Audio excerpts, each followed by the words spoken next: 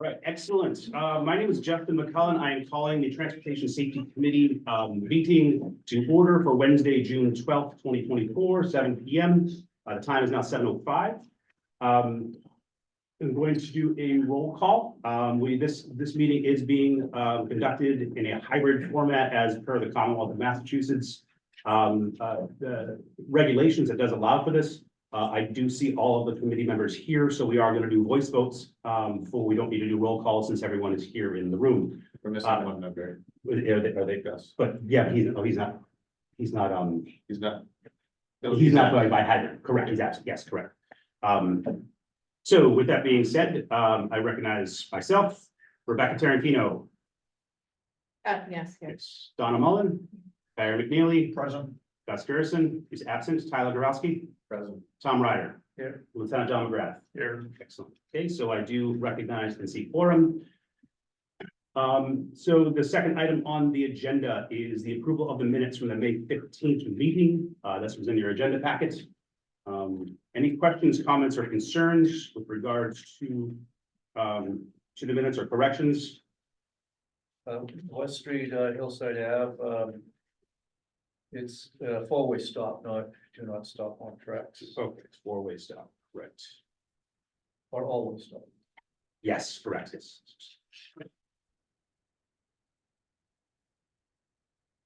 Okay, all right. Any other corrections, additions, subtractions? Comments? I will entertain a motion to accept the minutes. Second, Well, I get most. So moved. So moved, all right. Sorry. And I will now take seconds. Second, and any discussion on the matter? Hearing none, we go to a vote. All in favor of accepting the minutes with the one correction on West and Hillside that said always stop instead of do not stop on tracks. Aye. Aye. Any opposed? Any abstentions? I abstain. Lieutenant McGrath abstains. The motion passes. So that brings us to our old business status report. So our technical advisor, Robert Wilson, is going to bring us through the attachment that, or he sent us some attachments earlier, and it's the floor is yours. Mr. Wilson. Okay, and I sent some attachments to all regarding some traffic counts that were performed, as well as some updated information regarding crosswalks. I believe you have them. The crosswalks, I'll start with those. The Bancroft and Falcon area crosswalks have been placed, painted, or however they are put down. I think they're painted them. And they are complete. The crosswalk also at Stockdale at Great Plain Avenue has been completed. The regarding a couple of traffic count areas, and I'll get to another issue in a minute. Mhm. The Peacedale Road. Yeah. Traffic count has been completed, the newer one. Further down Peacedale, as you can see on the sheets, the daily traffic is about 337 southbound. And 31 miles per hour, 85% speed southbound. Northbound volume is about 440 with a 28 mile an hour speed. I'm not sure if we proceed with extra measures related to that, as it's close to thickly settled limit, or I'm not quite sure. As an aside, and I don't have this written down on the sheet, but the maximum speed for a few vehicles was around 40. Okay. On that, so I mean, they might. Was that on the south side? Yeah. So the original request. What were they looking for, anything in particular? I'm trying I to- believe the original request was looking for stop signs, not as a speed control device, that would not be allowed, but it would be to deter the cut throughs. Because what we found is on your peak, it's only your peak from traffic, and people were avoiding the Greendale and Great Plain Ave intersection. Because that backs up. didn't they want restricted hours too? They requested restricted hours, and we told them that that would be everything, so that would include them at all. Them, So right, I don't think yeah. I think they backed down on that. They wanted initially residents only, which is another thing. And then they had requested stop signs at 2 locations. I had to look up and figure out where I they think were. it was Norwich and Intervale, and then Intervale and Peacedale, I think. Correct. I think so, I'm not sure on that, but I And think so. In combination with this, they asked to see if the light, either the timing could be adjusted or a slip lane or something to alleviate the backup on Greendale going south to that approach, so that it would, if that wasn't as backed up as much, people aren't then gonna take the left into that subdivision. Right. Now, with all of that being said, and your studies that have been done, what do we think? So I think last time we said that there would at least be an assessment of that intersection. Slip lane, you're talking about? I think either that slip in or timing adjustments or something like that. We said that, this was like, I think the queue length we found was only like 75 feet or Okay. so. So that would fit a few vehicles, not the 200 or so feet there. got it, okay. Observation wise, Bob, have you seen? On my observations, physically out there watching that intersection at peak times, I didn't see a significant backup, and I think what I mentioned last week was that when there is an incident on the highway, there will be backup, and there were, and I think I mentioned this last time that we talked about, you could see it in the numbers, Mhm. that there's like a 4-fold increase in volume on those streets Yeah. when there's a backup on the That highway. makes sense. So, I mean, beyond that, I didn't see a significant, Typical traffic. flow. Typical scrap for the local roads. Sorry to interrupt you. Okay. It kind of seems like there are memorable outlier moments that are sort of frustrating, and that's what's being observed by the petitioner. But it doesn't seem to be a defect of the signal timing or speeds that warrant additional treatments. the signal timing is running as according to plan and design, so that's another, I think I mentioned that last. But the stop sign, I think, is like a separate issue that might have more to do with the right of way at that intersection. Right. That rather than a speed control, as you said. or- Right. So is a stop sign an option there? Because that was my question, is that if. I think that at that particular, especially at Intervale and Norwich, that would be more likely to have happened than it should based on the volume. There's more going on there Mhm. than, in my opinion, there's more going on there that would warrant a stop there on one or the other. Yeah. For the site distance, there's confusion because Intervale comes down as a 2-lane, kind of separated, divided highway. Mhm. So that kind of thing. I would say. The stop sign is not a bad thing there, So I believe that we did actually vote to go forward with that stop. So from that perspective, as long as that we've done the data, you can put that into your normal queue, because we've already voted to do the stop signs at the Okay. intersections. But Okay. if you don't want to do, if you want to do one of them, that's fine too. But you have, the vote already has been made, so you guys. can Okay, put that into your that's, queue. But we wanted to go through the speed study to verify is speed an issue. We want to say there's the cut through, and then there's the speed issue. Now we have the data to suggest that the speed, perhaps there's the outliers, you're right, that's, I think. but the 85th percentile was 31, one direction, and was 27 in the other direction. Right. Yeah, okay. I have one other question. So were the outliers at a particular time? Is it like, do we think there's consistency with the outliers? I didn't notice a consistency that way. I think it would refer to a couple of accidents that occurred. Is that what happened, for those outliers kind of matched up? I didn't look at, oh, yeah, on the 120, yeah, when there's an incident on the highway, right, yeah, yes. commuters. Right. Yeah, we got it. Any other comments, from the committee? All right. Bob, you can, Okay, and I believe Tyler might help me on this a little bit too. Warren Street, we're looking to install some signage, some permanent radar speed signs. I think Tyler can speak to this a little bit. Right in the area of Kimball and Warren, Yeah. so. Yeah, so, there have been, so the petitioner that's been here, or that's been a part of these discussions, many times, has sort of, made the initial ask to, his neighbors at one of the locations. The other one is sort of in between properties. It's what remains to be done. I will speak to them individually and get their sort of endorsement of the plan to install the signs. We'll quote the signs. I'll bring it back to this committee. And vote to, if we want to fund that purchase.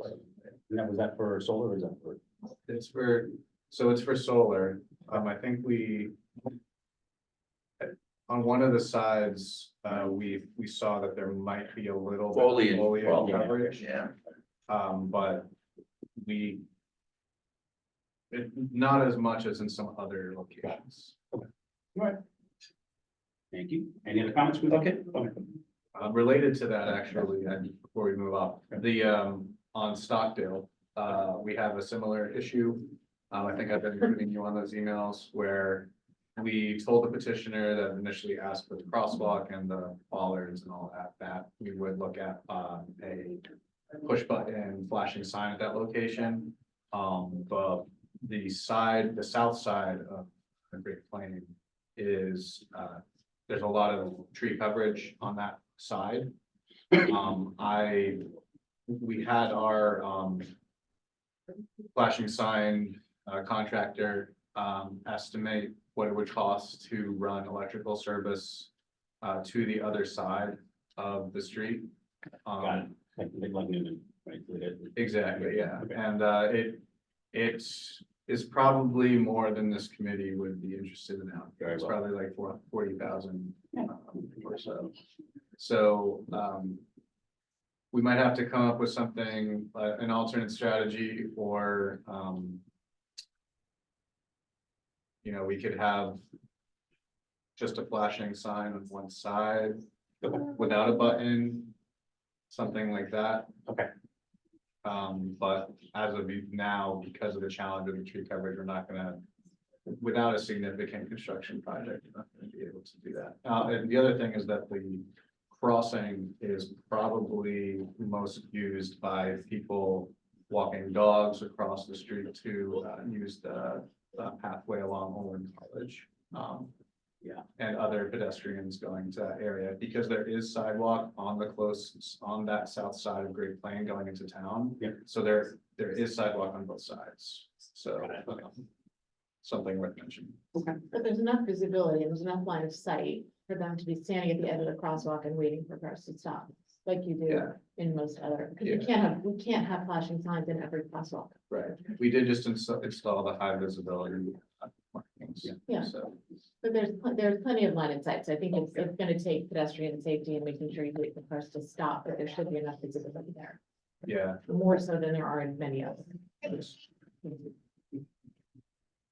Along that same crosswalk line, Yes.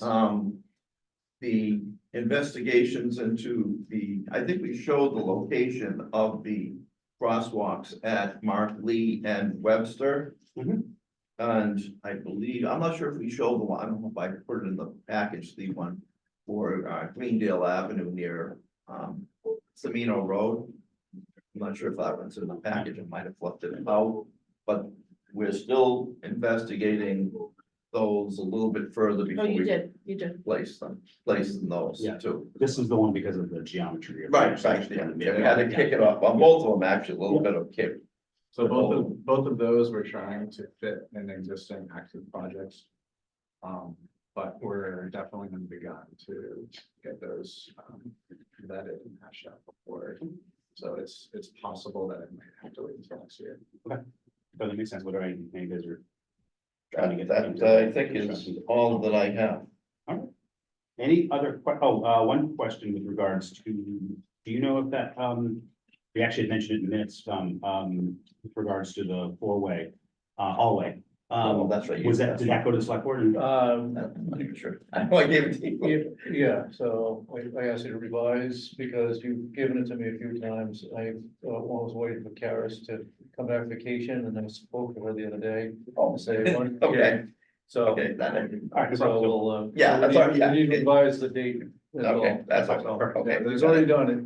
There's a number of new stop sign locations that engineering is working on, because we have a couple as Yes. part of the data management project. Oh, right, okay, so put them all at once, got it. Yeah, yeah. All right. Excellent. Does the committee have any other questions on old business? Hearing none, we can go to, crossings on Honeywell near Sudbury Path. That should be Dina, Hitkin and Sal Dibner. Hello. Hello. You are welcome to, Should I? I want to hear what you have this table here. Thank you. It's really, neat to be part of this, and thanks for the opportunity. I'm Dina Itkin. I live on Taylor Street, which is near the border of Wellesley. I've lived there for 6 years. And I'm here to talk about two parts of Honeywell near, my house. One is, they're in Wellesley, but one is a 5-way intersection of Wellesley Ave, Como, and in Wellesley, and Honeywell, and Ardmore, and Needham. Sorry, can you hold on Yes. just 1 second until he pulls up a map? Oh, Just yeah. because I personally need the visual. We emailed them Yeah, I back. know. Yeah, so there's some pictures that, Yeah, Oh, that should be, Thank you. that's off the towns, and so you can see that Yeah, the, okay. the border goes between, yeah. Yeah, and this is all. I'm Paul Dibner, I live on the center of Lincoln Street there. Yeah, and so like the people and pedestrians often cross cross Honeywell to get from Ardmore to Como and back to get to the Aqueduct Sudbury Path, which runs perpendicular to Como. And right now there's no crosswalk and their cars speed down Wellesley Ave and, they're coming down Honeywell from Route 9. There's speed and low visibility. And so it's like a really risky game of Frogger to cross, I don't let my kids go because it's just very dangerous. So, and there's also another section just to the right on Honeywell. That's where Sudbury Path crosses. And there are no crosswalks there either, although there's a sign that says crossing. That is technically in Wellesley. It's all, yeah. Yeah, that's all, yeah. So, I mean, we're hoping some signage or crosswalks or, lights could help improve safety. so it depends, like Dustin, a lot of it's in Needham. Well, I We're think the crosswalk they're looking at is, because I think they, Oh, it's I by- think Wellesley can't put a crosswalk in because there's not an Yeah. actual walk, there's no sidewalk to go to, it's just a trail crossing, so Trail. legal. There's a break in the guardrail, like. Yes. Yeah, so Break legal in the guard. definition of an actual, where a crosswalk Yeah. can be put across a road going to sidewalks. Yeah. That doesn't exist, so that's why the signs are there, we can't actually Oh. put the stripes down. I've seen markings on roads that just say like Yes, horses, pedestrian in other towns. I don't know. what's- And that's something that we can certainly work with Wellesley, but that's something that's in the hands of Wellesley. This intersection has been brought to this committee before. Sure, yeah. I know that Tyler's, I think has given us some history maybe, but even the sign that says when you're approaching from when you're coming down Wellesley, coming from south there, where you're about to take a left on Honeywell, Mhm. there's a white sign on the right hand side, it's in the sign, it's in Wellesley. But it's basically, an arrow indicator of, that actually was put in by you, But you- not allowed to be put in, that was in Wellesley, at that point, I think Wellesley was less. Cooperative at that point, because there's different select boards, this was also like 10, 12 years ago, so there's a lot of stuff that was gonna be funded and then didn't get funded, and there's a lot of history, but I believe now, from what I've heard, that there is interest, and you want to. Yeah, so I reached out to the engineer division over Wellesley and and they are asking us to send them a letter, to get onto their agenda. Okay. To talk about cooperation in that intersection. Yeah, not only that crossing, but that whole, five-way, intersection is a bit crazy, so. Can you pull up the street view, please? With the street view? I also sent pictures of the streets, but. Yeah, if you want. it'll just allow us to Yeah. toggle it. The hard part is, as you know, living right there, now that I'm oriented, is with all of the ways that cars can turn. I mean, it is. Yeah. Yeah. I drive that way every single day and it's treacherous because cars can turn, are allowed to turn from Wellesley onto Honeywell. Make that sharp hairpin turn and in the other direction. There's no right turn, no left turn. I mean, I think one of the requirements for crosswalks in addition to sidewalks is that it has to be safe, so there has to be a clear line of sight. Right. And drivers have too many things going on for it to be safe, really safe for pedestrians. If I may, the odd part of the situation is that on both ends of the problem, it's clearly Wellesley. But the crux of the problem appears to be, at least as far as the GIS map shows, in Needham. So I mean, it's great that they're open to cooperation. This is deadly because what happens is the traffic coming from around that hill there is not only coming at a bizarre angle where your rear view mirrors and side view mirrors don't work. You're also coming down an angle vertically because you're going up and over a hill. People coming from Wellesley assume that they have the right of way. They've been traveling on a road that is basically through the forest. And suddenly they're confronted with cars and people and a more or less hidden trailhead that is in constant use in warm weather.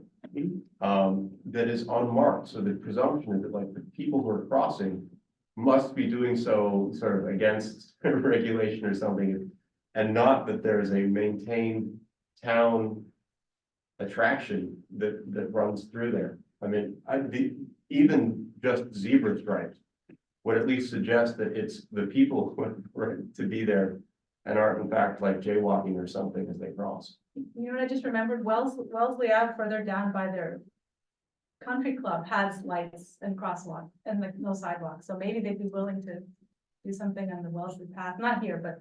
So there is a little bit more of a confusion and technically where that biker is right there is it's a stop bar. Yeah. By legal definition, and there's no stop sign, so, which is a condition that is not allowable by the manual for uniform traffic control devices. When you have that line, you have to have a sign, a stop sign. So it adds a level of confusion. Now, that line was put in there because it is to show those cars where you should be yielding to. That's because that's really what you're doing is you're yielding. You're not actually required to stop. But that adds to the question. Because all of these things have to be done standardized. It's just because, if you're in California, you need to be able to understand the markings and the signage, no matter where you are anywhere in the United States. So that's also leading to, but that's also 3/4 of that stop bar as well. Because I remember we talked about this before with somebody from Wellesley, and Tony was here. Is there anything that you wanted to kind of bring up a little more?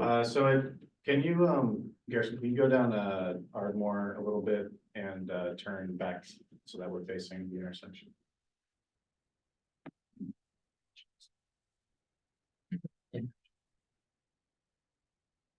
Can I creep up a little bit so we can see the markings? Okay, yeah. So there's sort of a desire path from that stop sign to Camo, which is that driveway looking road that extends beyond. That also sees a lot of foot traffic because that is a sort of quicker way across. The way the aqueduct path works, it is very common that people will be on the aqueduct path, have to cross Honeywell to get to that triangle and then cross it yet again to get into the what they call the Lincoln Triangle, the neighborhood that you're seeing the view from here. And neither one of those paths has any indication that this is a place where people might cross. And again, from a car coming from Wellesley, that road looks like it's the driveway, like you're not expecting anything from it. Is any of those path signs out there? I don't think so. And it's, by the way, it's overgrown and natural, so as a pedestrian, you more or less need to step out into the street to see if there's cars coming. It is not a cozy place to be. Yeah. It's kind of a strange, configuration because you have you would expect the left turn, bar to be a little bit further away or further to our right. Because you have like that opening off center with the actual turn left on our. If there's gonna be any sort of crossing, it would have to be from right where that stop sign is. But there needs to be a location to receive it. Yeah, can't dump them to the middle of the road. Yeah, so there would need to be, kind of an angled, refuge of some kind. So how can that be safe without more stop signs at that intersection? I don't think the crosswalk would be safe to place there as is. That's why I agree. with you, Right, but- you'd have to, that would have to be a however many, like a 5-way stop. So where the paint is now, that yellow median. That would have to be some sort of. Maybe not in that exact location, but some sort of permanent refuge infrastructure in the middle. And then you would have to have. Because the crossing is wide. So you'd have to have something there as a refuge to get you over to the other side, and then you need an actual. Area for it to receive the pedestrian traffic on the opposite corner. Near where those, the end of that fence is. It's difficult because there's no sidewalk. Right, so what are you saying? You're saying going from the stop sign here to where the arrow is in the middle and then cross over there? No, I'm saying that it would be kind of off. It would be be askew. perpendicular. Right, Yeah, it would be got it, okay. But you would be basically where that do not enter sign is on the right, Yeah. on the far side. Mhm. You would be going basically from from the stop sign closest to us Mhm. over to where that sign is. So it would be a diagonal, pedestrian travel route, and then you would have, but I think that as it stands, a crossing is really not safe without further improvement. So I think that the least bad option is some kind of refuge, median in the middle. But this has to be part of your discussion with Wellesley. Yeah, this is because there's nothing. that Yeah, oh, yeah. Well, It's just neat. I'm actually thinking like, is this supposedly the Aqueduct Trail? Is that what you're saying? This is the actual? No, Oh, the trail is up trail is a little this way. further up. To the Actually, right. if you could take us over there, you'll see just how hidden it is. Yeah, But it does cross Como. to the Right. south. Yeah, up but there a it's, little yeah, bit. for. Because there's no sidewalk here, you have to cross this way to get to the trail and then cut around. The That's trail goes, correct. the trail. Right where it says turns trail left crossing and then there. goes Yeah. across the Como. But it's only crossing one road, Yeah, this so it's a one, lot less hairy than being in Yeah. the middle of the intersection. yeah, this one seems like a more straightforward. Yeah, and this is, I think, entirely in love. That's Yeah, all, that 100%, part this is is- also. yeah. Yes. Yeah. So I think it's related, but, So you're coming from Ardmore and you're trying to get to the trail. Is that- If you're coming from Ardmore and you want to get to the trail, you basically cross at Como. Yeah. You have to do that dangerous thing. But look, as a pedestrian, I would feel better if anyone was going down for that as I was crossing elsewhere anyway. That would be just a nice little side benefit, is that somebody would be aware that there is something going on. I mean, basically, you're relying on charity to cross right now. So I think, so the only solution going forward is we have to actually do something with Wellesley. I mean, that's something. Yeah, there has to be There's nothing coordination. that we can do, because other than, I mean, you can't put up dangerous intersection signs anymore. It's not allowed. Because it opens down. So we'd have to, so you're gonna see if Yes, yeah. we can meet with Wellesley and see if there's some sort of. Yeah, Solution that so would be the handed out. engineering division, and Yep. then, but they indicated that, we should write a letter to the board. Get on their agenda as well, So- but that's something, Sorry, does it make sense to come up with a So you're gonna come up with a proposal first? Are we studying this intersection and coming up with a proposal to then share with them or? So I'd like to hear what, they must have Yeah, people who are concerned about this intersection as well. Well, That, you know, my initial inclination is some kind of median refuge in both locations. Do you think it's appropriate to have, coffee, informal chat, as Yeah. opposed to the writing a letter to the, select the Yeah. agenda, coming up, having with your counterpart? Yeah. And coming up with ideas in your counterpart, to basically say this is, A and B and C, and then once we figure out, between the two towns, which is probably the, first, second, and third most costliest, and figure out that, and then make the appropriate, and then have our select board talk to their select board, and just kind of, that's a way to, that's a way to nail it. We've done this Yeah. before, I think, in other bordering, situations. bridges, we don't really- I Yes, don't, I don't and- know how there's space for a refuge there. You have to like expand Honeywell, because Uh, right now, The lanes are. I mean, it wouldn't be big, it would be like 2 feet wide, Right, but be very big. is that? Big? It doesn't feel like- It is because you'd have to, you couldn't keep going straight without, slowing down and Okay, slightly adjusting got your it. path of travel, because then you crash right into it. Okay, so it's also a bit of a Traffic traffic calming, yes, calming yeah. and, Yeah. What's that road that comes off of Wellesley that you can come down by the cross-country ski and golf course, Oh, I know what you're talking about, yeah. and then it dumps up into the, goes uphill into the intersection, I don't that know what it's road, called. Charles Bank, no, it's not Charles Bank, it's, but they have those small areas of refuge for crossings. That's exactly right. 100%, which is what we should kind of be looking at as modeling. as we go Yeah, forward. because it would really only be taking like a foot from either lane. I don't know what the widths are there, but they don't look less than. They don't look less than 10 feet to me. Yeah, it's Concord Closer Street. to 11 or 12, so. but then doing It's not something wide. bigger. It's kind of hard to tell. Yeah. Or to move it. Yeah, it is. And you're saying about doing something bigger at the intersection, the major intersection. It would be it would be similar. It would have to be a little bigger because it's not a straight across. Mhm.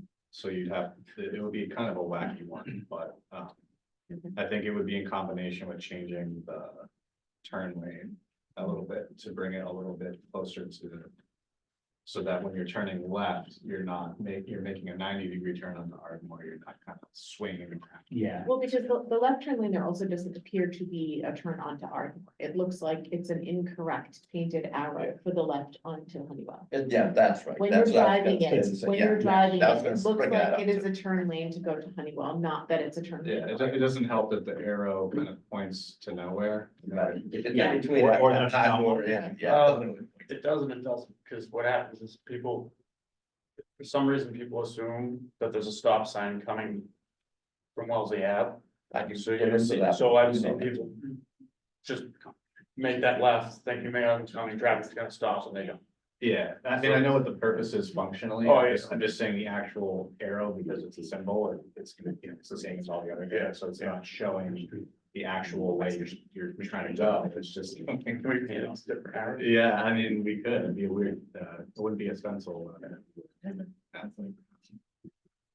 Yeah, so I think it's gotta be a wider conversation, but it would be helpful for us to have something to bring to them.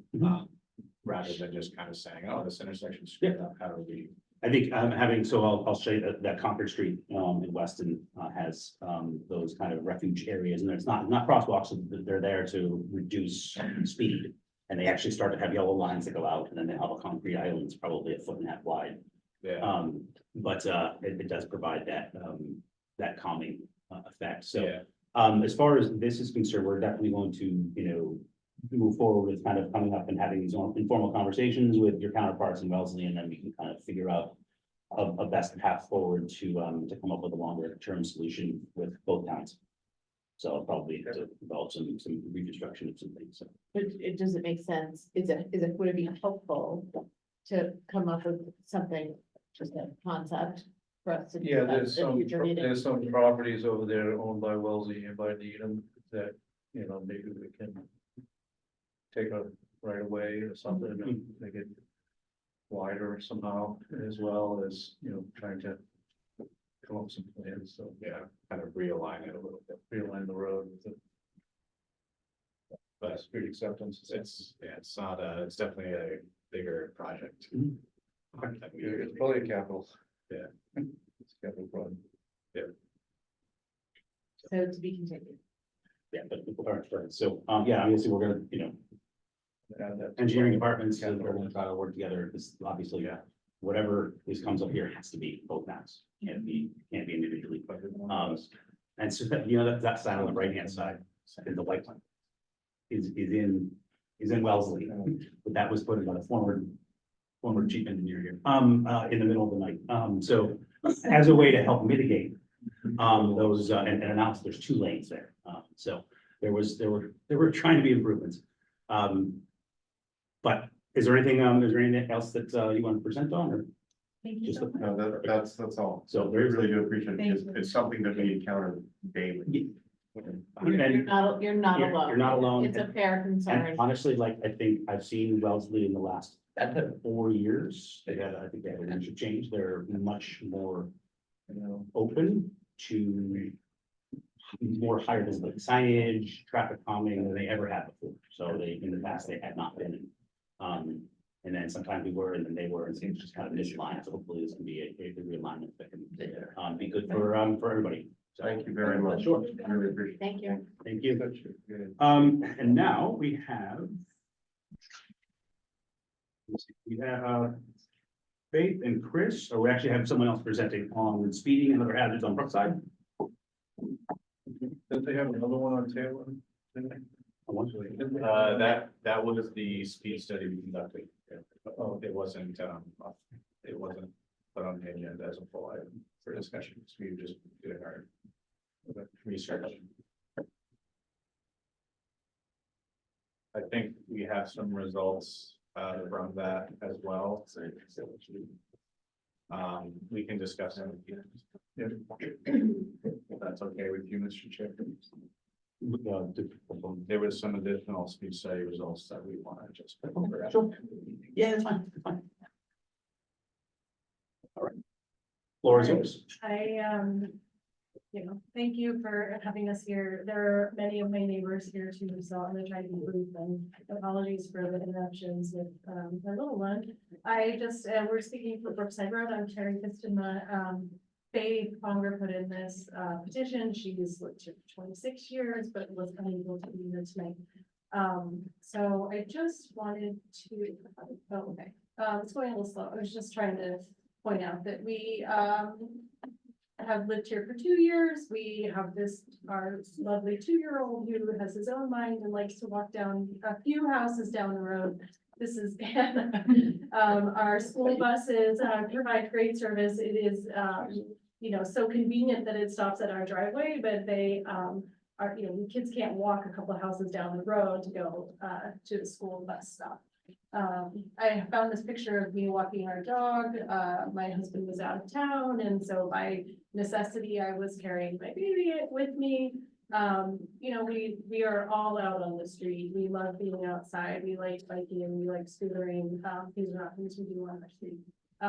We are not the only ones. This is one of our neighbors who's frequently out walking his caretaker. We also have contractors, visitors, yard work crews. There are a lot of people who make the narrow street already narrower and make it even more treacherous. And we have bikers coming through all the time. If you don't know where Brookside is, it is sort of right between the triangle of Forest Street, Wellesley Ave, and Central Ave. And I think from some of my neighbors who've been there much longer, I understand the context of it being increasingly used as a cut through, potentially when there was construction on Central Ave. And then also more recently, Wellesley paved the section of their road that had so many potholes on it. It was its own problem, but now it's a very nice smooth surface that people can go really fast, quite fast on. And so the problem's really, it's narrow. There are many blind turns where there's really no place for pedestrians to take shelter. There's a hill that makes it really hard to see. There's just not any no sidewalk. And there are cars and a large number of trucks, they drive really fast. And I was just gonna show you, I feel like I didn't know we could do Google Maps, so, this is just something I can drag you through from the Wellesley side up this hill. There is a sign coming into Wellesley that says slow way down. Which is. What? Vague. Yes. You know, there's a lot of vegetation here, I'm just gonna point out, especially on the right side, that may be Wellesley Country Club property. There's a curvy street sign that's on a part of the road that's actually straight. And then there's another sign that is suggested speed limit of, where it says road narrows 20 miles per hour, but I understand that's not a speed limit actually. And so then we come to. Oh, there's currently construction, it's true, one place we used to go to get out of the road. Let me go to the next slide, sorry.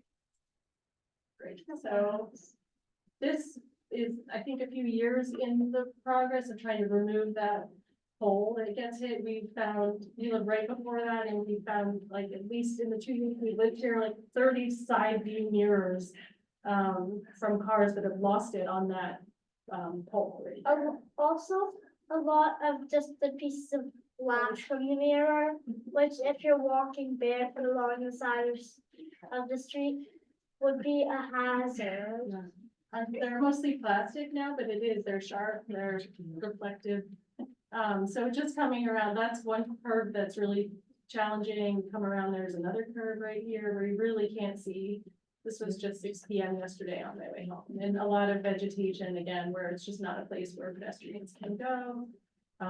Again, up here, some of our neighbors are concerned about this curve here also. So then it just goes all the way down into Lanty Farms and Forest Ave. And then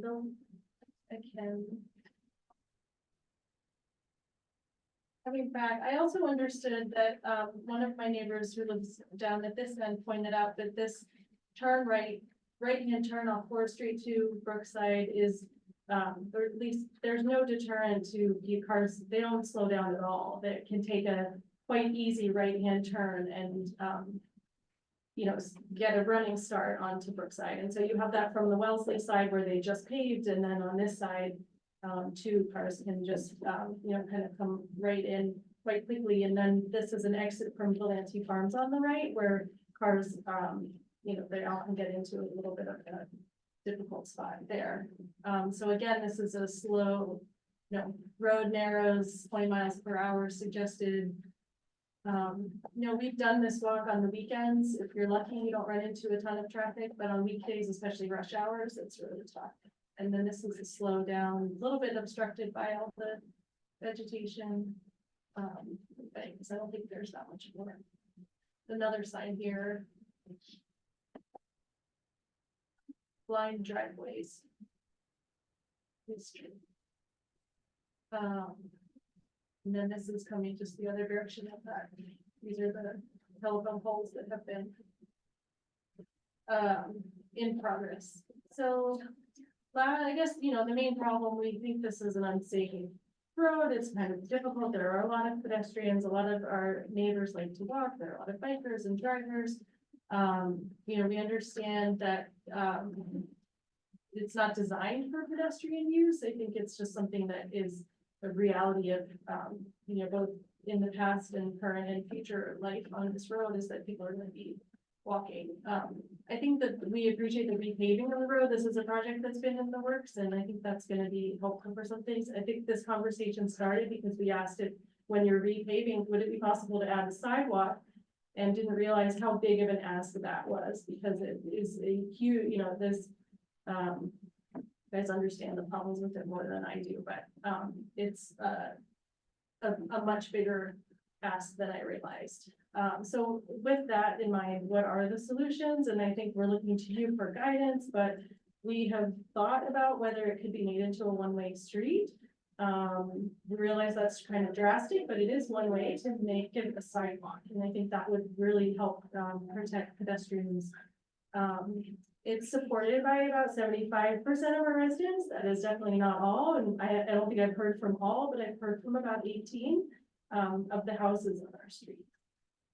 Another solution, give me just a minute, the last, one thing that's, I think universally favored is trying to restrict traffic to residents, because we do get a lot of people going to Babson, people going to the Wellesley Country Club, people going to Mass Bay Community College, if you keep going on the Brookside Road in Wellesley.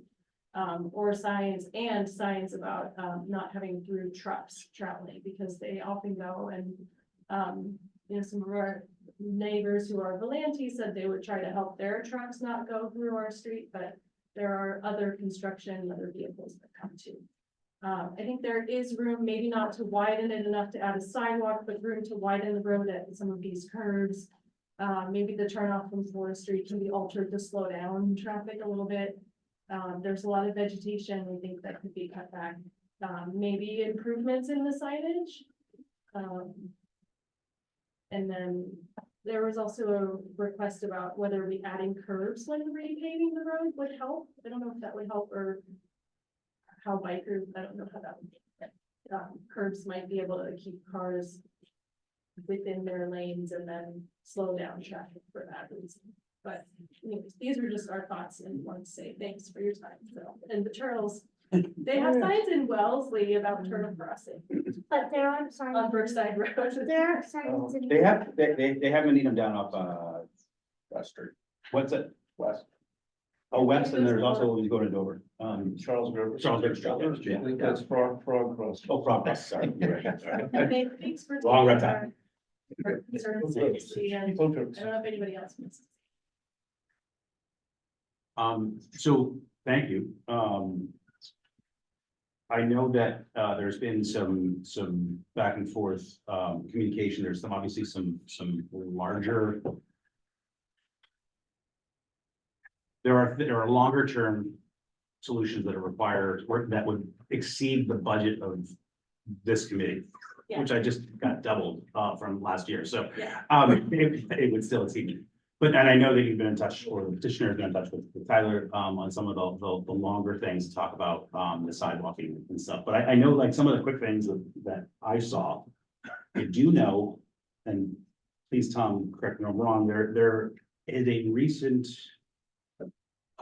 incentive for utility companies to remove their double poles.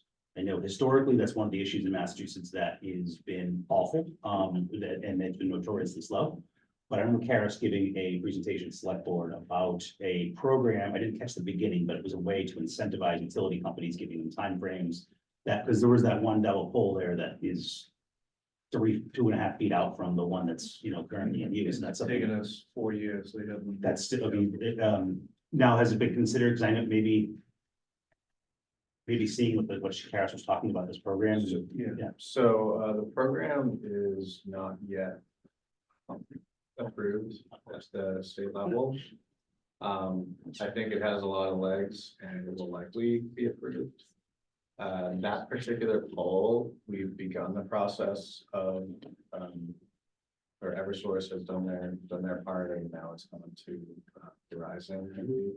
Yeah, Verizon did, eventually, they finally did their part like October 2023. And Verizon, so, you know, they're moving quicker than Verizon, but they just moved their wires. Right. So now it's cable companies, actually, we have to move our light. Yeah, so we're kind of mid relocation, but So that poll's in process. It sounds like. Yeah. So that poll is being dealt with. It's slow as molasses as usual, but it's being dealt with. yeah, it's definitely a They were hazardous. resisting to move it, and I Yeah. said, there's been accidents over there, and I said, well, give me the police reports. And people who, you know, think the mirrors are not gonna Right. file it. But I say, look at the pole, you can see the marks, you can see the, you know, the. I mean, it's in Wellesley in the street. Yes. Okay, so that was one thing. Do you think it is realistic that we could do a, to see if the profile signs are appropriately placed, like if there was the squiggly, you know, the curvy sign when it was straight? And then, you know, but actually to do an assessment to figure out if the right signage is in the right place. And Robert, I was just talking about one, like on our first video, there was, as soon as you went from Wellesley into Needham, there was the the S profile, and then you could actually just take a long look and you could see the road going straight. And then I maybe ahead, but just to kind of assess and see if those signs are in the appropriate places and see if that, we could perhaps add another, a sign or whatever it may be, or move one or whatever, just to make that more visible, more accurate. And clear the We could- foliage. Yeah, we could, put together like a sort of diagram the whole stretch and see where the sign locations Yeah, are. that's I Yeah. think. Yeah, we could potentially, for some of the locations that are curvy, we could put some chevron signs that you might see out there, Yeah. there are, we want to be careful not to oversign. Right. But it might make sense to space them differently, or if the chevrons go in, you can also put, like an advisory on the chevrons to say get the turn more slowly. There are a bunch of signs out there that we saw that, are not our standard issue signs. Right, they're not Slow way compliant. They may have, some of them may have even been put in without our, consent. But also, if it says slow way down, but it's also near the one that's the 20-mile-an-hour sign, and the 20-mile-an-hour sign is sitting too far in and it's covered by trees, if we pull that one out, Yeah, because those, especially if they're near curves, those seem to be a little bit more effective, like the one on, west, not west, but what west becomes on the other side. When you're coming up west from Trader Joe's heading toward the JCC. High Street. Yes. That, there's one when you're coming up as you're heading to the curve, it says Yeah. 20 miles an hour, and that one I notice it every single time. yeah. I think it's an opportunity to kind of look at all the signs there. One of the things that, people that was suggested that, we might be thinking about is some kind of flashing sign or what have you, but there are challenges there because it's so forested. That solar signs would be probably difficult, to get, working for a sustained period. So it would probably require, hardwire sign. But maybe we can assess first, maybe we assess all the signs Yeah. first before, it's what's there, maybe what's there can just be moved and cleared. Yeah. But don't we also need to do a speed study on the street? Have we done And that? yeah, when was the last time you? 2005, 2003, so I'm reading wrong. There was a study there right at the town line of Wellesley near the country club. Where we had 85% speeds of 31 and 30, so that's like what we just talked about in Eastdale. The percent trucks was low, it's under 2% trucks. Oh, yeah, so that was the other thing for the truck ban, I believe you have to have between 5 and 8%. Right. Or, because that's a, Under what? a truck ban, commercial, it's actually called a. Truck exclusion. Yeah, commercial truck exclusion, there's a specific term, there's a process from the state that a town can request a truck exclusion. Part of that process is you have to then, the municipality has to define an alternate way that trucks can get from point A to point B, from that half-mile stretch. So they would have to map it out. Most of that should be in the same municipality that, we're requesting, and obviously that's not the case in this, because it would be Wellesley too, so part of that would have to go through Wellesley as well.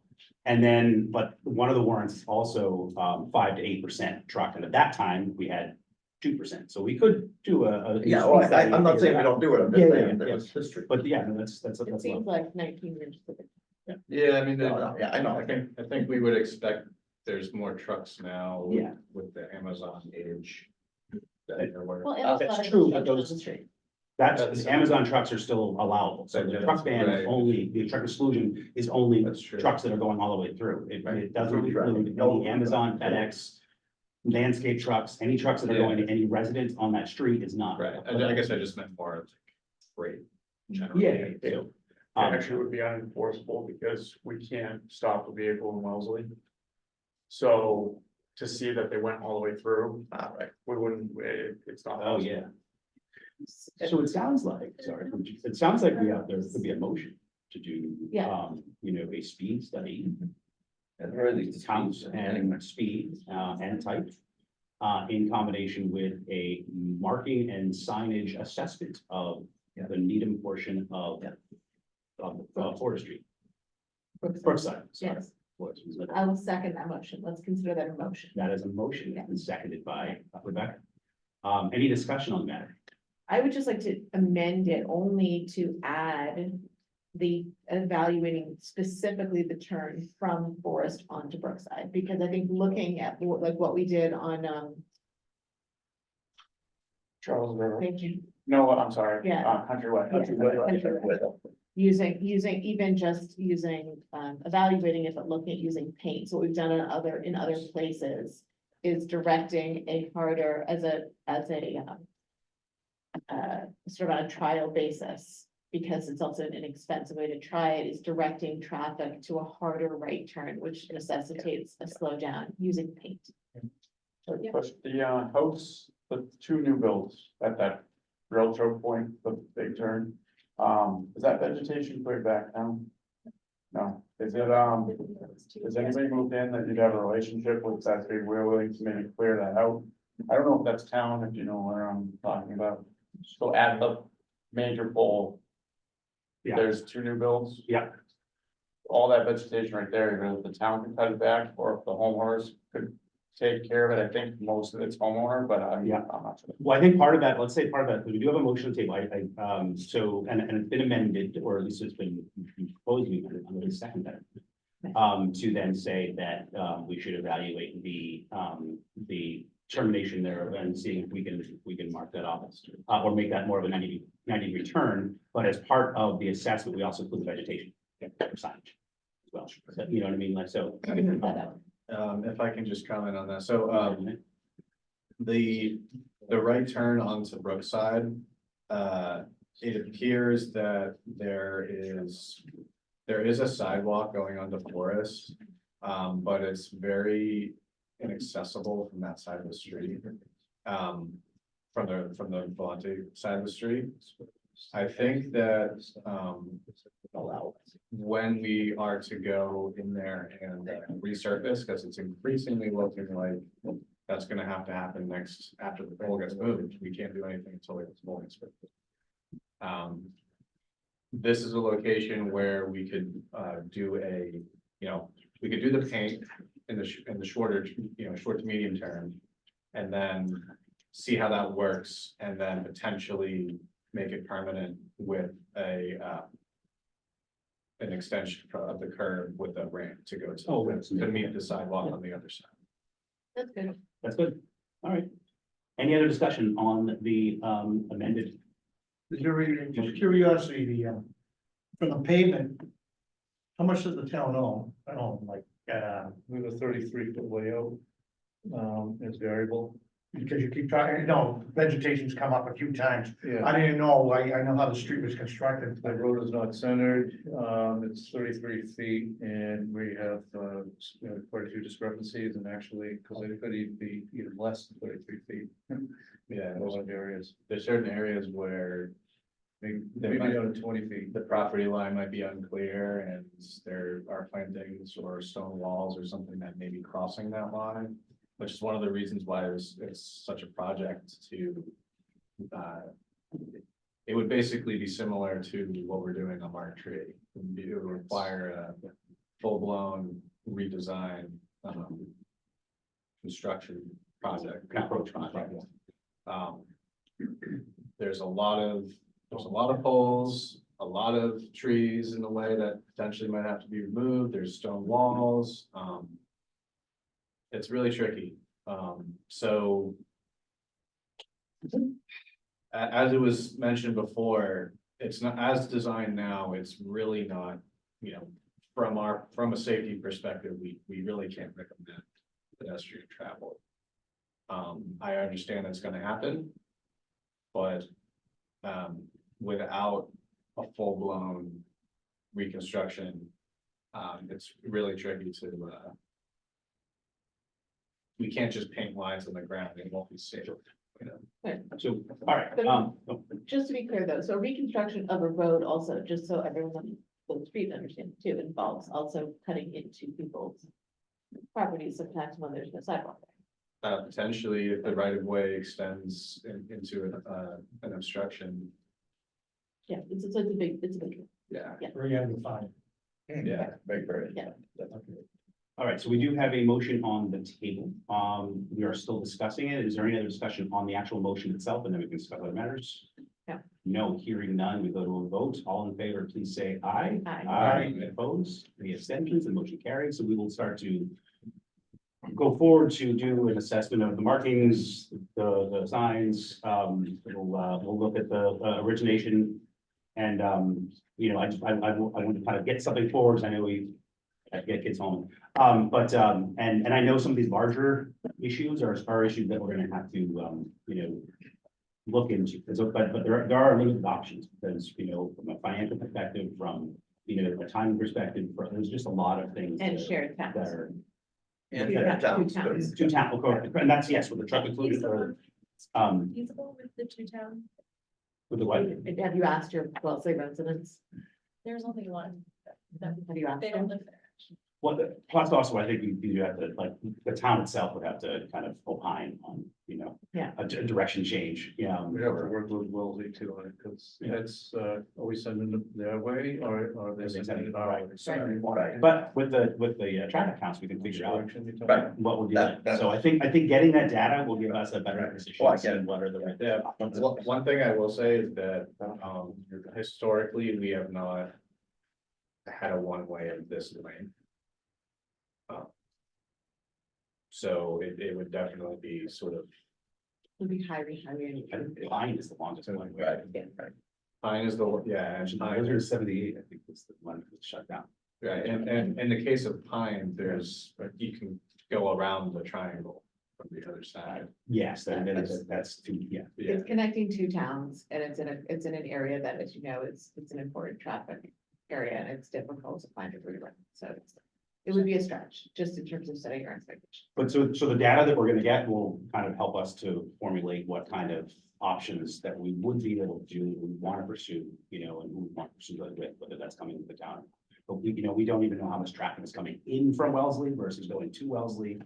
This is the whole point of what we're gonna do is type, speed, and count, which is gonna be the type of vehicle, the speed of the vehicle, and actually how during a 24-hour period, you know, and so it's all. It's great. Sure, Thank you, and thank you to your co-presenters. She did a great job. yes. those other things. All right. We welcome our guests from the park. Okay, great, how are you? Very good. Sorry to take a seat here. Sure. Yeah. Thank you, everybody. Thank you. Could you pull up on that, George? It is because they're not really that.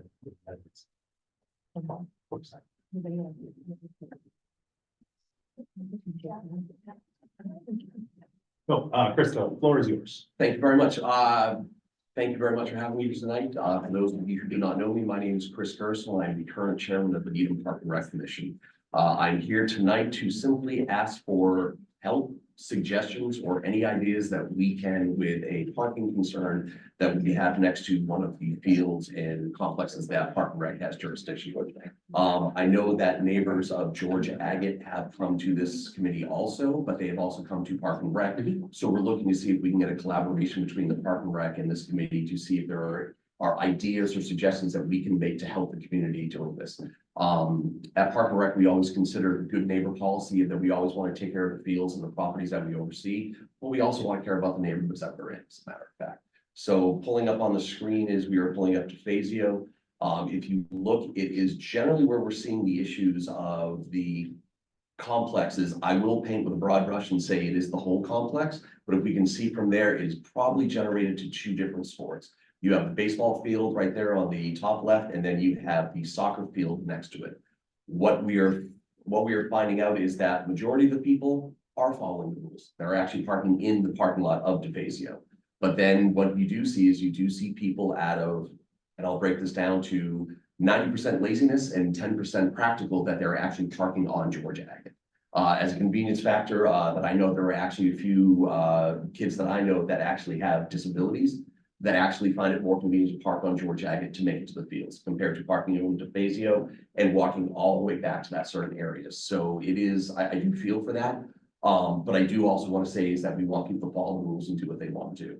Now, with that being said, we also have signs up the fields that say no dogs allowed, and then there are dogs just walking all over the park. So it's one of those ways that we feel that over communicating is the best way to do it, but it's very hard sometimes when we can control certain things and then not control other things. The example I would use in regards to both the soccer and the baseball field is that during the weekdays, during the school system, school year, is that the fields are actually, granted to the schools from 3 o'clock in the afternoon until 6 o'clock for all sports user groups. That goes from the beginning of when school starts till the end of school, which we just kind of finished up over the next 2 days. So from 3 to 6, you have all high school activities on there. Then you also have that window between 5:45 to 6 o'clock when the youth groups are starting to come in, and then their permits will start, say, 6:01 till about 9 o'clock at Phasio. So you do have a lot of traffic of people leaving their events and also coming to their events. So sometimes parking is a little bit of a jam for a good 10 minutes in the parking lot.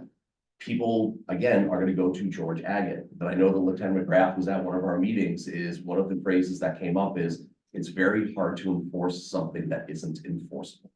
As of right now, there are no parking signs on George Agate.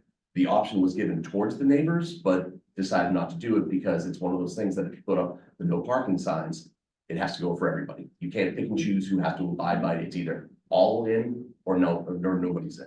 So we're trying to look for alternate means or alternate ideas of what we can do to help George Agate and Sutton Road, because that's where some of the other parking is also happening on. And I do feel, I mean, I live on Maple Street where people do park, and you have your areas where people used to put down nice grass seed, and people park right on it. It's a waste. You're actually kind of almost destroying the property of the berms and areas of there. So I do feel for the people on George Agate, the suggestions that we're trying to run into is that that's where we're at the standstill right now, that we know there's an option, that option doesn't want to be presented. We're trying to think of alternate means of what we can do. Now, with high school sports and a lot of the youth groups, we can communicate as much as we can to the ones that we have control over. We work very well with the high school athletic directors that they're able to communicate to all of their user groups and all of their teams and all of their coaches. That's a great start. But during the high school season, that's a 50% margin right there, because we have out of town teams coming to play our sports. So let's pick on Wellesley like we did a few moments ago. When Wellesley comes to town, they don't know that. They're gonna park on George Agate because there's no signs that say it there. It's very hard for us to communicate to people that we don't know that are coming, that we would ask you not to park there, because we don't have every grandmother or grandparents or uncles or nieces or nephews or no one who's coming to these games. It's very hard to communicate to people that are outside of our reach or outside of our, pretty much our reach. So anything that we can do to help our athletic user groups communicate that to other teams that they're playing, we're trying our hardest to do it. But we can't make everybody read emails. We can't make everybody understand why we're doing this.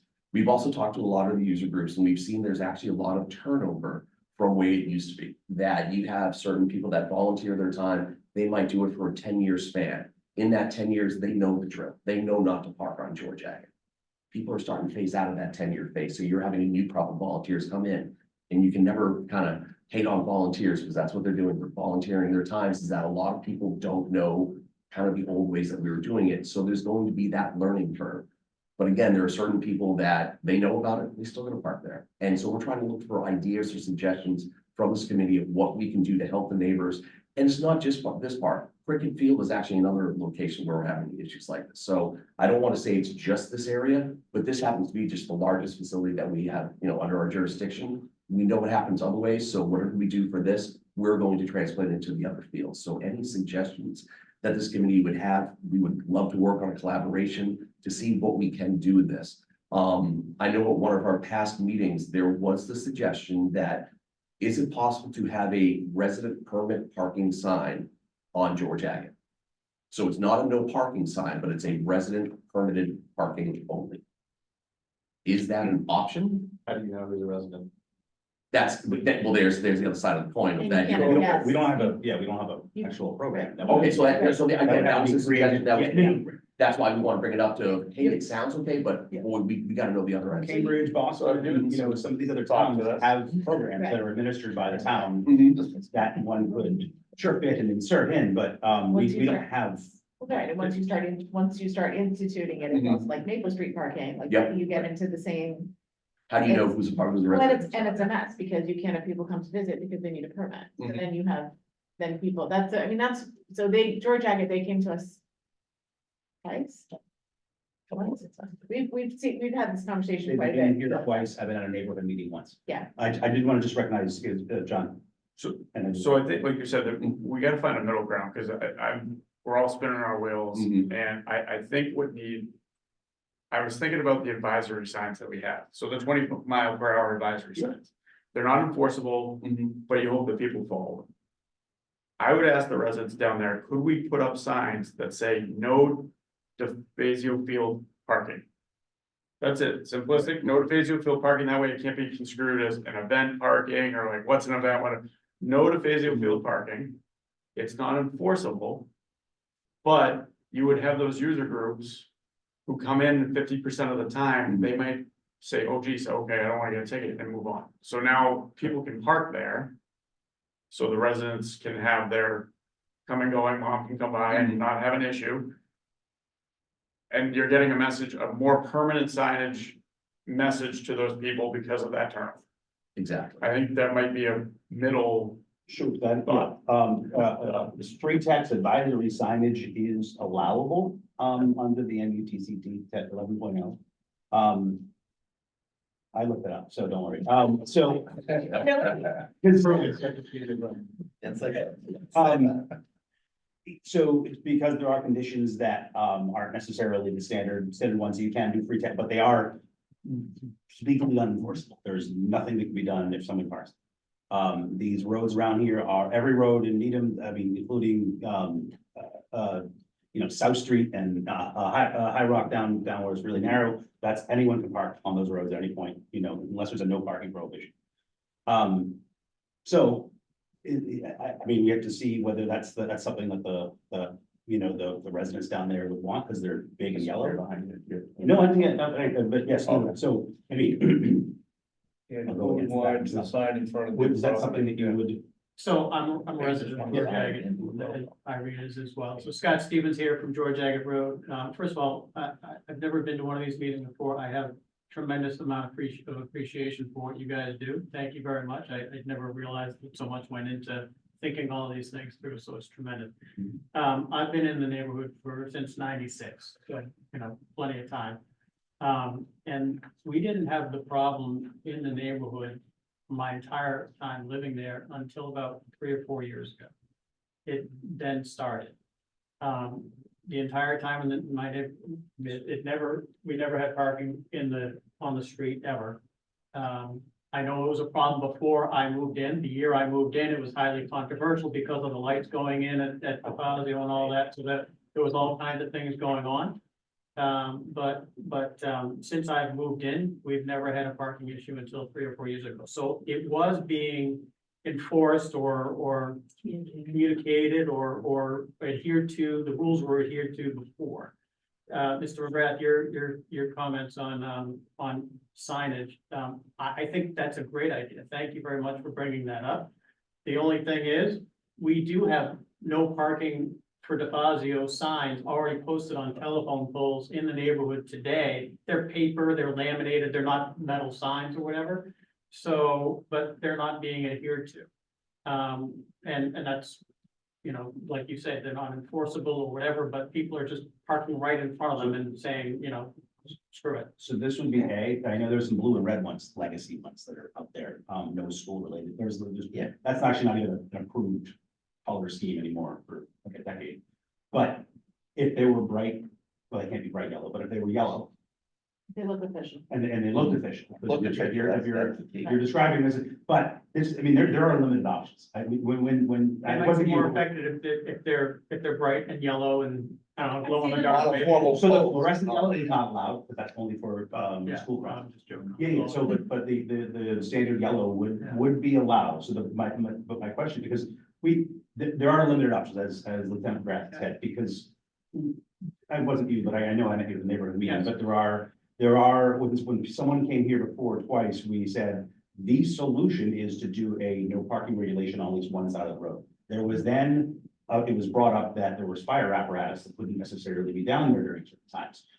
But then they said, no, we don't want to do that. So I'm like, well, if you were saying there's a public, well, just if there's a public safety issue from a fire apparatus, it was mentioned as an argument to say, we should do something, but then, oh no, we don't want to do anything because I don't want to trouble my neighbors. It's like, which one is, it? And then so we were like, well, I don't, we made the proposal. And then there was a neighborhood meeting. I brought that up saying this is something that we could do. I know there's no parking here at the corner. I know there's a wide, on Sutton, that there was that wide kind of, Yeah. and I think there's a sign that went in there, no parking here at the corner. And then we also have at the end of no parking here at the corner. So basically an enforcement of current no parking regulations. Is that, I mean, is there going to be an issue? Well, so on the no parking here to corner sign, I know that was a town's effort. I'm not sure which committee put that in or suggested that idea. I think in the neighborhood, I haven't pulled the neighborhood, but we saw them go up and we said, how did that happen and whatever. And then my first thought was, after saying, wow, that's nice that they're doing that, I also said, I realized like, no, that's actually more of an invitation for cars to park there because they say, I can't park here to corner, but I can park everywhere else, so I'm in. And I'll also add to, Mr. Gersel's comments about the different organizations that park there. It's really only one organization that parks there. It relates to baseball. The soccer never parks there. I mean, I can't say never, but a very low percent, because we can see it. Sure. And it was mentioned that it could be other residents from Wellesley or whatever. No, because it's always Needham people. You can tell from their uniforms, you can tell, I know people parking there. I just want to kind of limit it because our scope is here is trying to figure out what we can do from the parking solution. Sure. In terms of permitting, who's parking there, that's up to Parks and Rec. Well, on the no parking idea. Yep. As I was saying, we haven't had this problem in decades, right? And now there's a problem. And now it's being suggested to put a no parking sign on one side of the street, which would potentially solve part of the problem, but we as residents, we don't feel like we should be punished for a problem that is perfectly solvable as proven by decades of no parking in the neighborhood. To be fair, there was a pandemic that happened 3 years ago, so there was a lot of change between sports and who's doing, who, what I mean? Like, I think it's a confound to say at this point is, and this may change, but I don't know. I mean, I don't know the Parks and Rec, I suspect there was a large global change. There was people are working from home. Yeah. There's more people on the road, there's higher traffic, and that's not because there were less cars on the road. It just happens to be that people were different. Same thing with train horns. When I talked about train horns, everyone's complaining about train horns. They didn't do that 3 years ago. There was a smaller population, but now everyone's working from home, so they hear the train a lot more. So there's a confound about certain things, and I don't know if that's the case, but I'm thinking I just need to bring that up as a possible. I don't know. I mean, I also have the perspective, I've run town sports programs in my life. I've coached over 50 teams here in Needham, and I've run the town basketball program, the St. Joe's program that you're probably familiar with now, the NYBL. I've run that for 15 years. I know I know all the communications issues that there are with trying to reach out to people, but you just gotta keep enforcing over and over again. And I know that you probably didn't expect any neighbors here to speak and. And I did let this happen. I did in the beginning, I said this wasn't gonna be a public meeting, but I did open up because we did, the suggestion was that we do a green sign. It was more of, or a yellow sign. Is that something that would be workable? Because if not, then we kind of think about other solutions. Well, I think they read them and they keep going. I see them reading it. Okay, Doesn't matter. so the problem is, so we have discussed this, and so I think the challenge is that your neighborhood just, we evaluated different proposals, and so I think that there's only so much we can do. And so Needham, when your neighbors came here, the concern was also expressed that the expectation or the thinking was that it was baseball. And so our suggestion was to get in touch with whoever's responsible for Needham baseball and let them know that this is a problem and that they need to email all their people. We can't say Needham baseball people, you can't park on the street. Because there's no way of knowing. But so your options from our perspective, from our purview, it's either no parking on this side of the street, or we can put the yellow sign that says no DeFazio parking allowed, and an official sign will look different than homemade signs that are posted in, like, at least then you can try it.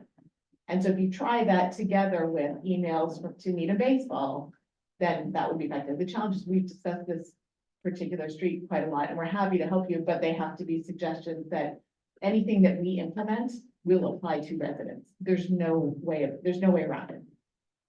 I mean, I think we can take that back to neighbors about the mentioned potential for a yellowish or whatever street sign for no parking at Defazio or whatever it would say, but I think we can take that back.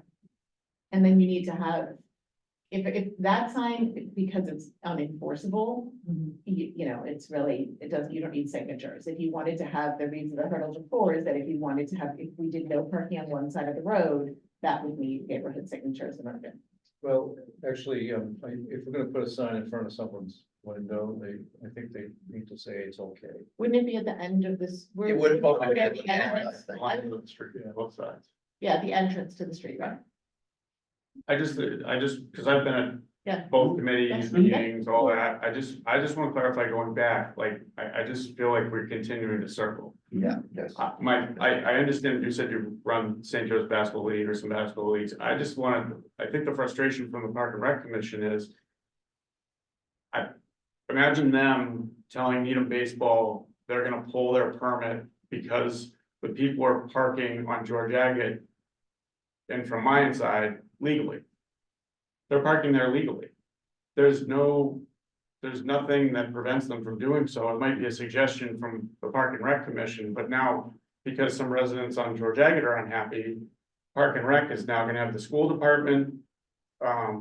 Whoever else you can think of, like pulling a permit for something that people are doing legally.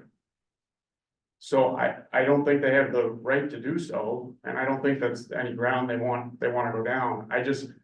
I'm becoming very frustrated because it sounds like. I don't know if you all speak all the time, but it keeps ping ponging to every single committee for somebody to look for the yes answer. I think I'm the only one who's willing to say no. No. It seems like an unfair ask. So I'm sorry that happened. I've told this committee before, I lived behind Needham High School my entire life. It would be akin to my father calling up and saying, hey, we can't get out of our driveway during school going in and school coming out. You bought a house near a field. It might not have been an issue for 26 years. Society's changed a little bit. The police department is done with this issue. So I think there was also, parking regulations have worked, we've done it before, we've done it before to areas that were close to right of way for the MBTA, because people were not parking in the lots, they were parking on the street to then go to work. Because if there wasn't an hour restriction, they didn't want to go into the lot and pay for parking, and pay whatever it was, and so they would park all around Needham Center, all around Junction. And they would park on the streets there. So what is the way to incentivize people to get into the parking lot and pay the $8? Is to do that. That's why you see the parking prohibitions that are currently around Needham Center, Needham Heights, and it's not because of. But the only reason is to disincentivize people from parking on the street and then taking the commuter rail to work and coming back. So they have 2-hour parking, 4-hour parking. There's different ways that they have done that and they allow. So it has worked. You don't find the commuters parking. You actually started having them go further out, but then we were able to kind of engineer that so that, figure out where the problem was. So that does work. And my thing is, if it was said to me at that neighborhood meeting that you can't get a fire truck down there during a baseball game, that said to me, we need to do something. So I said, this is what we need to do is a parking prohibition, because then that argument was, oh, no, we don't want to do that. Well, if you're actually saying that subdivision can't get a fire truck down there, that is a problem to me from a safety perspective.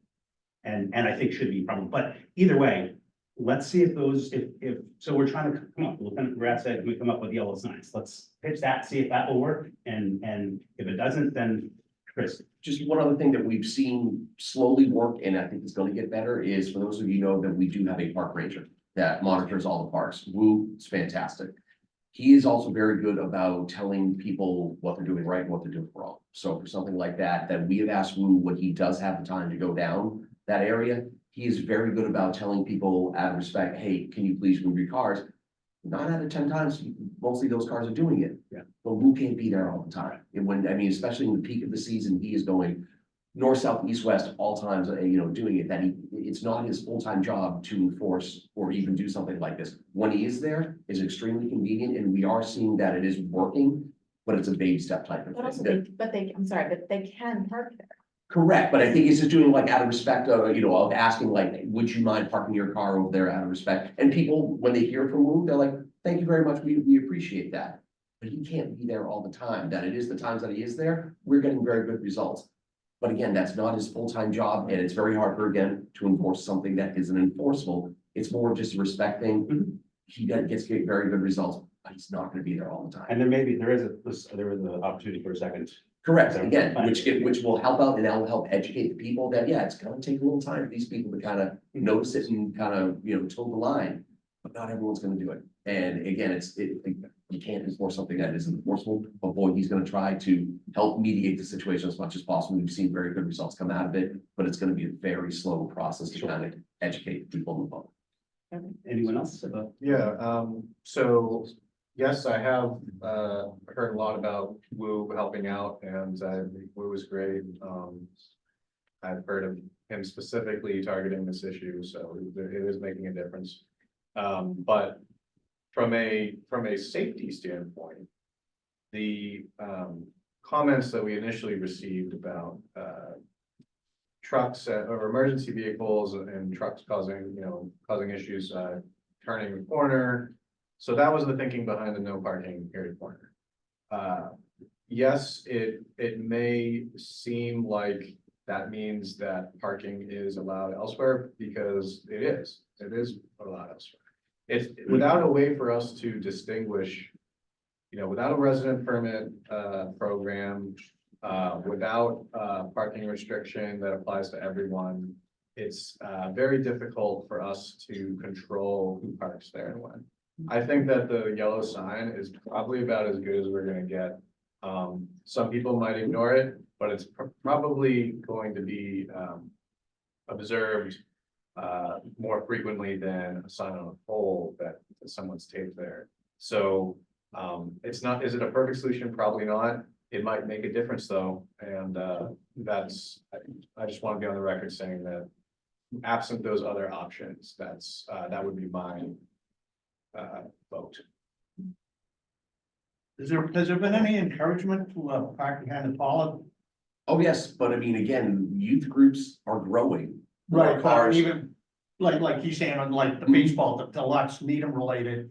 Encourage some because you can go right through the tunnel. I used to do that myself. And If they could find a spot there, they could, but you have to think that in the Pollard area, you have a multi-purpose field where you have both soccer and softball playing there, and you're limited by the amount of spaces that you're doing it, that people will try and sneak in there, but if it's packed, they've got to find, they've got to try other ones. They'll probably come out the side and just park wherever they can. So and does the committee have any other comments or ideas or anything? Chris, do you have anything? No, again, it's just, I mean, I think we all agree that there's no easy, quick fix or magic wand that's gonna make this happen, but I think it's education and communication are probably gonna be the best two things that we can do.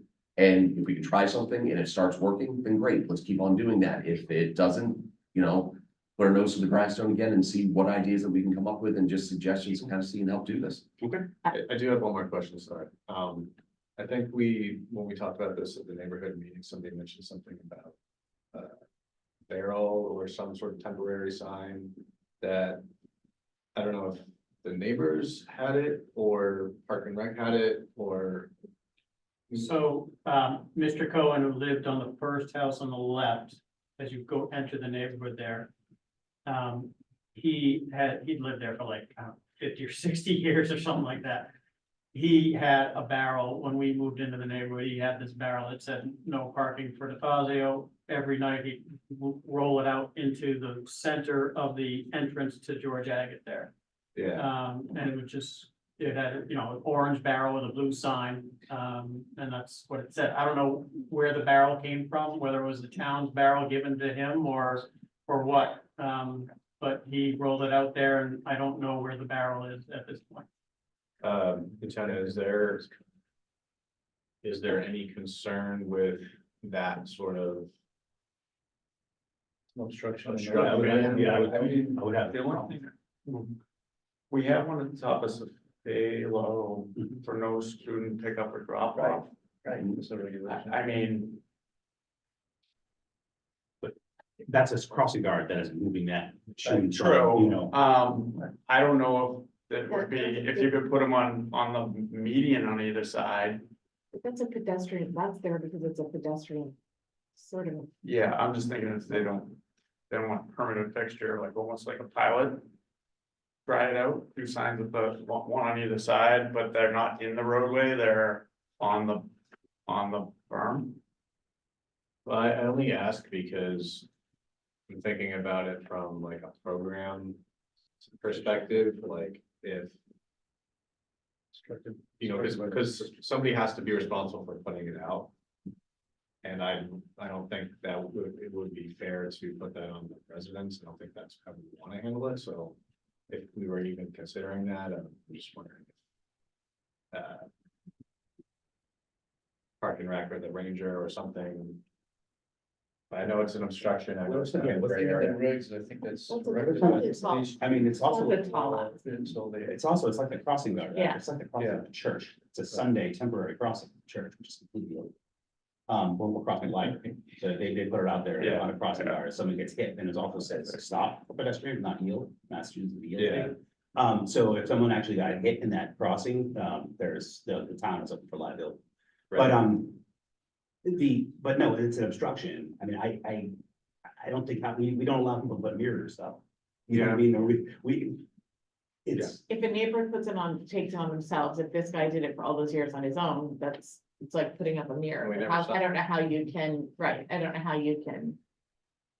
So maybe Endorse that. we're not endorsing it, but I just thought I mentioned. it Yeah, no, because He no longer, he's no longer with us, he no longer lives there, his family's gone, so. but, Yeah. but that's also, again, was we're Right. we're trying to put a sign up on something that's currently legal.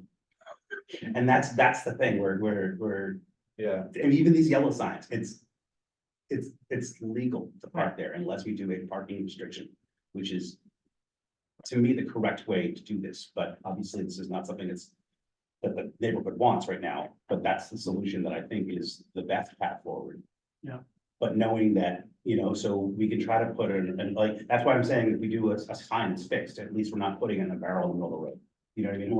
We're not. yeah, obviously I would prefer the sign, but you know,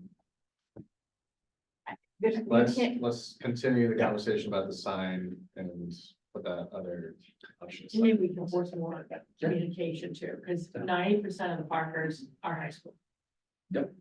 Not out of town, it's high school. Yeah. They read the signs, they don't care. I don't know if it's filtering down to the athletes, the refs, the coaches. That's who's parking there. Mhm. That's who's urinating on the lawn. That's who's spitting on the cars. That's who's running over the grass. That's who's yelling at my kids. Have you contacted the police? Yes, I have. So I'll say that's the- Why are they yelling at them? What's that? Why are they yelling at them? Because we're out watering the lawn and they yell at, they've gotten friction from somewhere. Because We're not saying anything to them because my husband and I we're not talking because people are aggressive but what are they being aggressive about? parking there. I mean, we're out watering a lot. We're trying to build this corner with the town and the crossing guard and the lights and all that. Yeah, And they're just out there and they start talking to us. Honestly, I don't say a word. but And there's they, open conversation, they say, they're we're talking gonna park about here. one-way conversation. I'm gonna park here. Yeah, they get aggressive. And then they urinate on the. They, those have been the referees and I have called the police seriously? Recently, last season.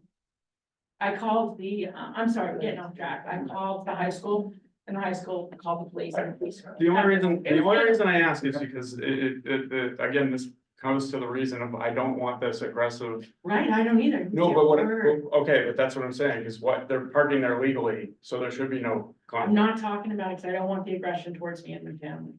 We don't talk about it either, we don't mention it to people, just for the purpose of not getting into a friction situation. Okay, all right, I think we need to, so. I think we need more communication. I'm not sure it's going down the line. Chris, is there anything further you wanted to have a? no, just, like I said, we're kind of going into the slower season in the summer because you don't have, high school athletics. But you're probably gonna see less and Mhm. less during the summertime, Mhm. probably gonna ramp back up in the fall time. So this is the It does. time to communicate, over communicate as much as possible because you have a fraction of the user groups in the summertime as you do in the spring and fall. Is it possible at the high school communication level to extend beyond the athletic director have a wider direct to coach or also direct to, principal admins. I bet you it could be done, like when we have our field summits, we have every user group there. Mhm. But you have the athletic directors that show up. You do not have the lacrosse coach, the baseball coach, the soccer coach. You just have the athletic directors and they're the ones that spread the communication to the high school sports. Is it, and I, again, it's been a while since I've had a child at the high school, but is it possible to say we're having so many issues Mhm. that we need to have, like, that we need to address this communication specifically, that what we're sending to you, see, it's not working.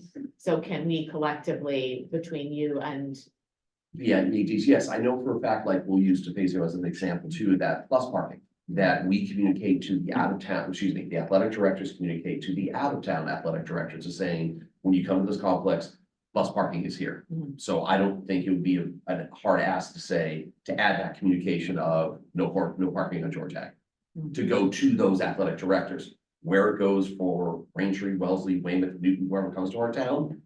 I wish I could give you that answer. I don't, but at least if we're doing our job or the athletic director is doing their job to communicate out to other athletic directors, that's a great start. But where it goes from there, I'm I would hope actually. they would read it and respond to it. I'm actually suggesting making sure the message gets to the coaches that they need to tell their players and families that they can't park there. We can Because- definitely talk to the athletic director about Yeah. that, so.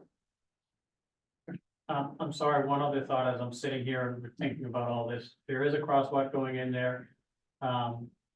Keep with the crosswalk, I'm sure it's gonna invite more people to drop off and pick up, so you might, I don't know if you wanna consider a sign, no drop off or pick up for DeFazio or whatever, but that just occurred to me as I was sitting here. There is one on the pole right at the summit. Oh, is it? Okay. There is a blue and red one. It's really hard, because it's, you want both things, you want a crosswalk, so it's easier for your neighborhood to get to DeFazio, but you unfortunately. Yeah. I'm glad about that. I never wanted to sign for the crosswalk. I'm glad about it for safety reasons. I don't want any tragedies. Yeah. In the town. Yeah. It has to happen. Yeah. I think communication going out to the coaches, to their teammates. All right. Anyway, thanks for. Thank you all very Thank much for your you. time. Hard to delay you. Thank you. Thank you. Thank you. Thanks, Chris. No problem. Take care. Tyler, do you want to talk about Thickly Settled 25? Yeah. Almost forgot we were gonna talk. We're getting table. Can we? What is it? So that was the one you asked me for more. Yeah. No, I do want to discuss it. Go ahead.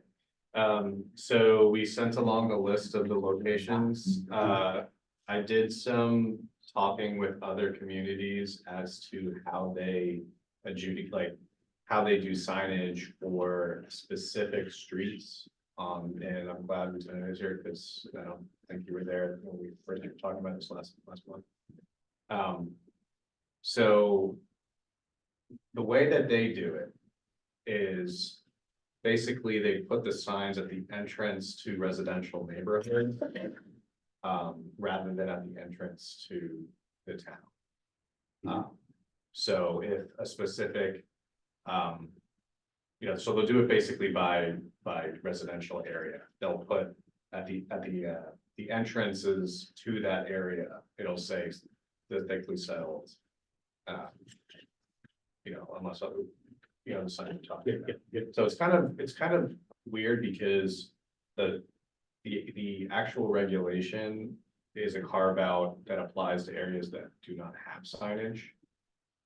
And yet they're using the signs to demarcate where it applies. I think that's sort of the fundamental issue that we would have to work through. Because I'm not certain that that's. We could probably, they're getting away with doing that, but it's not really the spirit of the regulation, which is why they prefer you do it townwide. I think that it's not really something that would be easy to enforce. I think that I'm personally in favor of the townwide option. I know that there was some concern in the past that it might cause some confusion or something of that nature, That it won't be followed, I think. is the concern. that it won't be followed. But I think it's a lot. Maybe still not easy to enforce, but I think it's probably easier to enforce a blanket policy than like in certain locations, if you see the sign. But it's kind of like without the sign. So you might be in a certain residential area and then you leave that area. So it's a lot harder to. For only the people that actually like. Know about the difference and live in those areas. Are gonna have any hope of actually observing the signs. And, yeah. I don't know, so we have this list of locations. It would require some kind of like, there would have to be signs on either end of these areas. But what, I don't understand this list when it's like 0.04 miles, 230. 230, I'm looking at this, trying to understand the, Well, that's, I think, the length of the zone. right. Yeah. So you have a zone that's 0.04 miles, And it's only 200. right, so we, maybe we, like, why are these zones so minuscule? Are these existing zone? No, this was proposed last time this was. Proposed based By on, whom? on Tom, you. vicinity of proximity of schools, recreation areas, hospitals.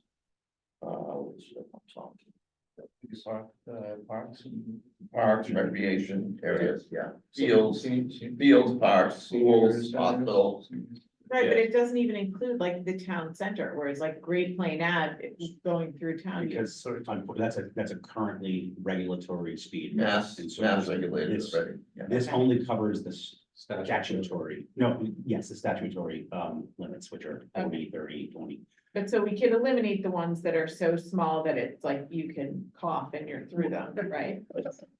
Yes, so I actually wanted to make one suggestion. I know GPI recommended when they did this. After the tragedy in 2008, when they did the pedestrian safety audit, they did not at that time recommend townwide. However, since then, there has been data to suggest that pedestrians are dying at a higher rate, and that's to do with SUVs. Back when they had sedans, you went over the car as opposed to now you're going under the car. And so the mortality is higher. You also have speed. Now, if you say, yes, it's gonna be non-enforceable, but maybe 70 to 80% of the drivers will reduce. And there's a significant difference between people driving at 35 miles an hour than 25 miles. So if you could move the needle on a bulk, whatever that percentage may be, of drivers, then you're actually increasing the safety of the town. Yes, you're always gonna have the bell curve, the tails, that you're always gonna have the people Yeah, going which 15, I brought up earlier, 50%. You're gonna have those people that are driving 40 miles an hour or 42 miles an hour through a 25. But you're gonna have the majority of cars go, at least being aware of to drive slower. All on the roads that don't have current regulatory speed limits. So, I mean, I think, and I agree with Tyler, that this would be a nightmare. You know what I mean? And if the town is, if the select board has the appetite for going forward with something, I would support this as a recommendation to the select board to do a townwide. It's where it's in Dedham, it's in Newton, it's in Boston, it's in a lot of these towns. And you know what, there was a lot of pushback, I think, initially, but that's kind of going away. You know what I mean? I don't know, do you have colleagues in Newton and Dedham that are dealing with this or have? I was just about to ask you the same question, because I haven't heard the feedback, it's not something that we talk about, I don't think it's changed our practices. I was gonna ask, is there enforcement data on how, like I said, have they seen and I can probably go get these answers, but I guess, have they seen a greater enforcement of it? Have they seen any negative pushback on the enforcement of it? Because I guess what I'm saying is if it's, if you're now writing somebody for doing 35 miles an hour and a 25 mile an hour zone, and you're giving them a ticket that they wouldn't have normally received. Mhm. I'm just wondering, is there, how it's received throughout? I would love to task you to see if you could do that by next meeting, because that's something that, you know, I want this to be an ongoing discussion. Yeah, At some point, this is gonna go and become public meetings at the select board and, you know, et cetera, but I want to begin this discussion, so we can, at TSC, be able to make a recommendation of yay or nay Yeah. for this to the select board. I do agree on the town, I prefer to stay away from targeted. Mhm. Cause I think you're also gonna see that influx of residents coming in and saying, well, people are speeding on my street. You know, and what, are they speeding or are they doing 32 miles an hour? Yes, they're speeding, but like, I don't wanna bring that upon us either, I think. Townwide would be better. We might have people coming to this meeting every month saying, why can't I be added to the list? Exactly. Correct, yes, that's a- That too. That's exactly what's gonna happen. So yeah, so I think townwide would be better and I'll see if I can find out if there has been any changes. And perhaps Tom and Bob, if there are, and Tyler, if there are, those other towns that have done it, your counterparts. You know, to kind of get their stories about implementation of this, and then, you know, from an enforcement perspective, but just also from, you know, a signage perspective or any other feedback, that would be awesome to be able to bring these back to the committee to be able to have this. One that I can think of, and I have to look, because I really didn't think about this till now, is. And I don't know the legality of it, so we have town bylaws that officers can write citations on. That is different than a mass uniform, like a mass general law or, so. So one that I can think of we use a lot is like turning movements, like marked lanes, Mhm. is usually like $100 citation. But if you write another town bylaw, it's a $50 citation. I don't know if we can put speeding into a town bylaw. And again, why this, where I'm going with this is.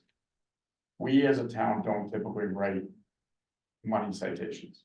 Yeah. Because what happens is when you write a money citation in this state, you're attacked with a 7-year surchargeable event. Mhm. So not only are you paying that citation, we've now just raised your insurance rates for 7 years. Mhm. So I think officers are hesitant to do it unless it's a severe infraction or, you know, there's other factors. If we were to have a town bylaw. I think officers for educational purposes, if they were writing to a town bylaw, would issue a money say on that fraction. On that particular infraction, knowing it's not gonna go on and affect it. I don't even know if it's a possibility or legal or anything. Mhm. I'm just saying, if we were to do, part of the conversation is, as education. Officers would probably be willing to give money sites on people going 33 miles an hour and a 25, than opposed to handing them $100-something citation. That they're gonna eat for 7 years.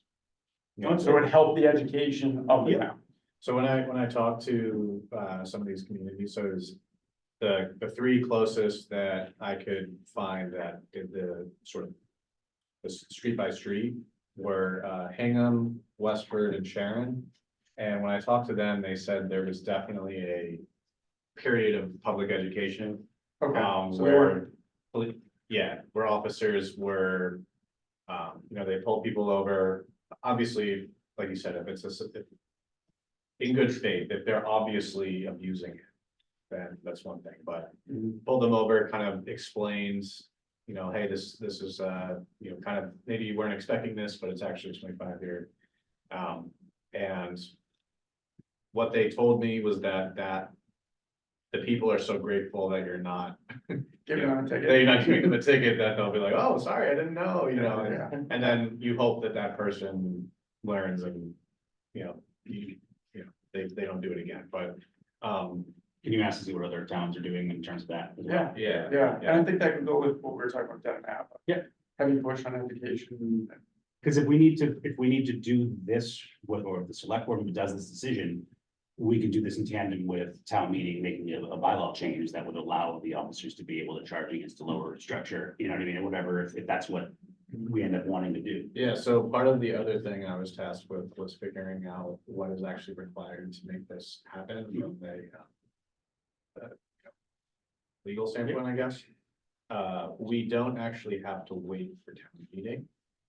I was saying there's a bylaw change from this. Yeah, yeah. Surcharging, Right, I'm just putting that out there. But yeah, okay. So, you know, if it turned out that we didn't want to wait or whatever, or we missed town meeting and we're still figuring it out.